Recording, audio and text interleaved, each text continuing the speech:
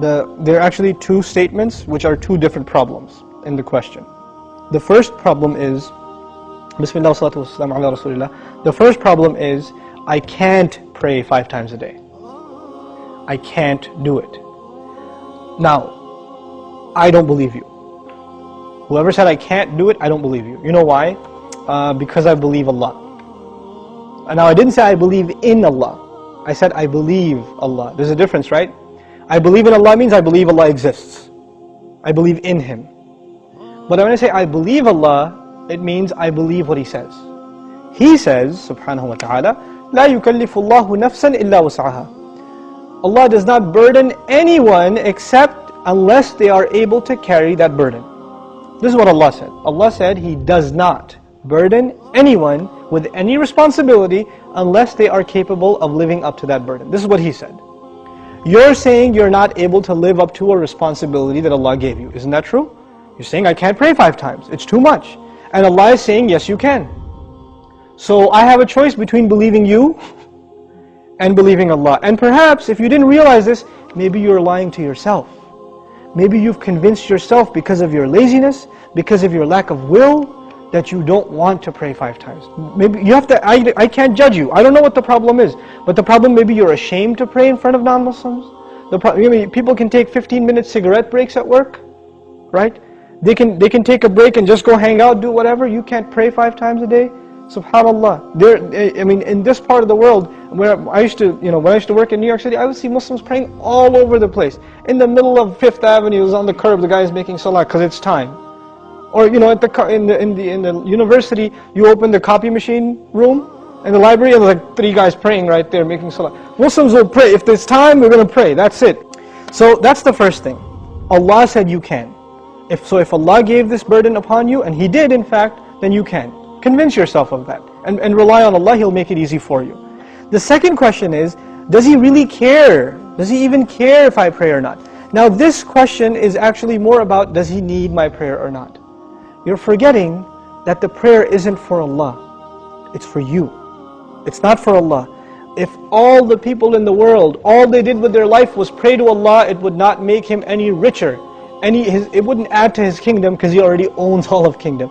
And if no one mentioned Allah ever again, it doesn't diminish His dominion, His kingdom, His glory in any way. He doesn't need us. We need Him. We need Him. So the question is, do you feel like you need to pray? Do you feel like that's a need in your life? And if it's not, if you feel you're free of, begging Allah for His help, turning to Allah and submitting before His commandments, then that's a serious problem with your faith. It's become weak, and this question only came up because you've been distanced from Allah for so long that shaitan can come to you and say, yeah, I know you used to feel bad about not praying, let's just get rid of that bad feeling and replace it with, well, why do I have to pray anyway? That's the next phase of that disease. The first part was, at least it was diagnosed, but at least you had some bad feeling. Guilt was still there. That's a gift from Allah. When that guilt even goes away and you say, Allah doesn't need my prayer, it's all good.